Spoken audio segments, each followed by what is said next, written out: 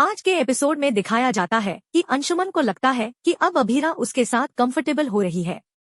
उसे लगता है कि शायद अब अभीरा उसे पसंद करने लगी है और उसके साथ समय बिताना चाहती है।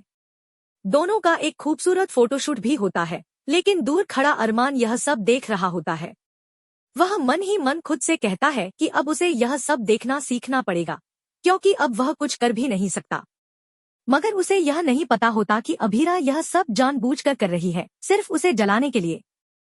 तभी अचानक अंशुमन को एक अर्जेंट कॉल आता है और उसे जाना पड़ता है। उधर अभीरा भी जाने लगती है। तभी अरमान कुछ कहने के लिए उसके पास आता है, लेकिन अभीरा उसकी बात सुने बिना आगे बढ़ जाती है।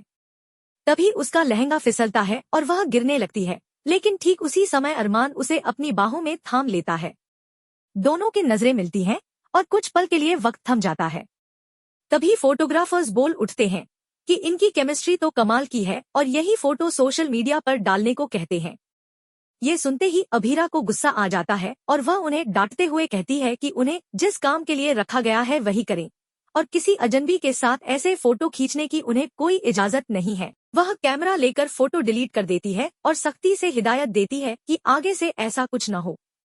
इसके बाद अरमान उसके पीछे जाता है और उससे बात करने की कोशिश करता है।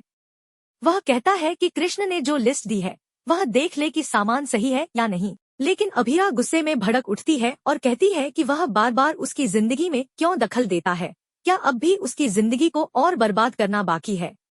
इस बीच टेबल के नीचे छुपी मायरा मिठाई के डब्बे में हाथ डालने की कोशिश कर रही होती है और धीरे से कहती है, क्यूट सी आंटी पापा से क्या बात कर रही हैं।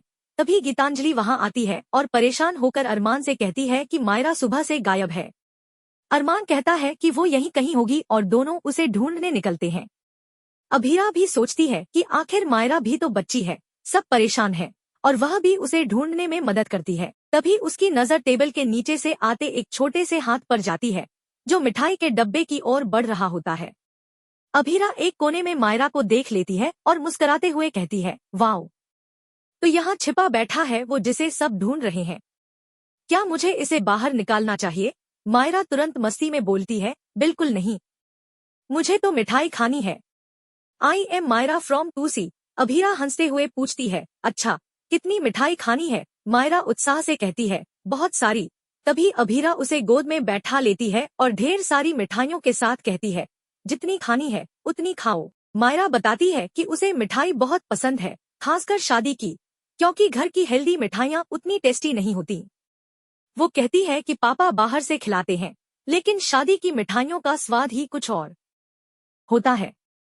तभी मायरा पूछती है, आप नहीं खाओगे क्या? अभीरा कहती है, हाँ हाँ, क्यों नहीं। मायरा मासूमियत से बोलती है, वैसे आप बहुत स्वीट हो, थोड़ी स्वीट खा लोगे तो और भी स्वीट लगोगे। तभी दादी सा मिठाई ढूंढती हुई आती है और बड़बड़ाती है कि मिठाई का डब्बा यहीं रखा था, कहाँ गया। यह सुनकर मायरा और अभीरा शांत हो जाती है। मायरा कहती है, शांत रहो, दादी आ गई है। तभी दादीसा की नजर अरमान पर पड़ती है। अरमान सफाई देता है कि वह जानबूझकर नहीं आया, पर दादीसा तीखे शब्दों में कहती है कि उसे सफाई की जरूरत नहीं और यह भी कहती है कि उसकी वजह से लड़की इधर उधर भटक रही है। अरमान यह सब सुनकर नीचे छिपी मायरा और अभीरा की मौजूदगी भांप जाता है, लेकिन उन्हें डिस्टर्ब नहीं करता। तभी पुलिस आती है और अभीरा को बुलाती है। अभीरा मायरा से कहती है कि वह अंदर जाए, लेकिन मायरा कहती है, मैं बिग गर्ल हूँ, आप मेरी सामने कुछ भी बात कर सकते हो। फिर भी अभीरा उसे प्यार से भेज देती है। इंस्पेक्टर अभीरा को बताता है कि उन्होंने राजस्थान के सारे अनाथाश्रमों में DNA जांच करवा ली है, लेकिन कोई मेल नहीं हुआ। वो कहता है कि शायद उनकी बेटी अब इस दुनिया में नहीं है। यह सुनकर अभीरा गुस्से से भर जाती है और पुलिस पर भड़क पड़ती है, जब मेरी सांसें चल रही हैं, तो मेरी बेटी भी जिंदा है। किसी माँ की सांसें ऐसे नहीं चलती अगर उसकी औलाद इस दुनिया में ना हो। दादीसा उसे संभालने की कोशिश करती है, लेकिन अभीरा अपना काबू खो बैठती है। अभीरा गुस्से में पुलिस वालों पर भड़क उठती है और कहती है कि चलो यहाँ से, तुम्हें कुछ समझ में नहीं आता। मुझे लगता है मेरी मायरा, मेरी पुगी, कहीं ना कहीं जरूर है। किसी के पास तो सेफ है, लेकिन मुझे समझ नहीं आ रहा कि वो कहाँ है। और जिस दिन वो मिलेगी ना, उस दिन सबको बताऊंगी।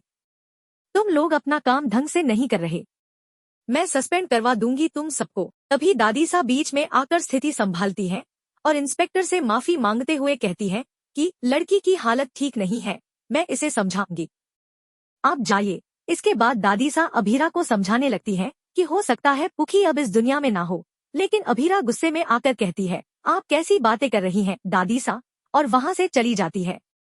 मायरा पीछे पीछे दौड़ती है और सोचती है कि वह फिर से उस क्यूट आंटी के पास जाए, लेकिन तभी गीतांजलि उसे रोक लेती है और कहती है, कहाँ भाग रही हो मायरा, हमें घर के लिए रेडी होना है। इस पर मायरा मासूमियत से जवाब देती है, क्यों गीतू, अभी तो शादी का मजा शुरू हुआ है, दो दो शादियों का एंजॉयमेंट मिलेगा, हम मस्त खाएंगे पिएंगे, फिर आप जाने की बात क्यों कर रही हो। गीतांजलि सिर पकड़कर कहती है, मेरा सर दुख रहा है, हमें चलना है, तुम पड़ोसी वाली शादी में एंजॉय कर लेना। मगर मायरा उसका हाथ छुड़ाकर भाग जाती है।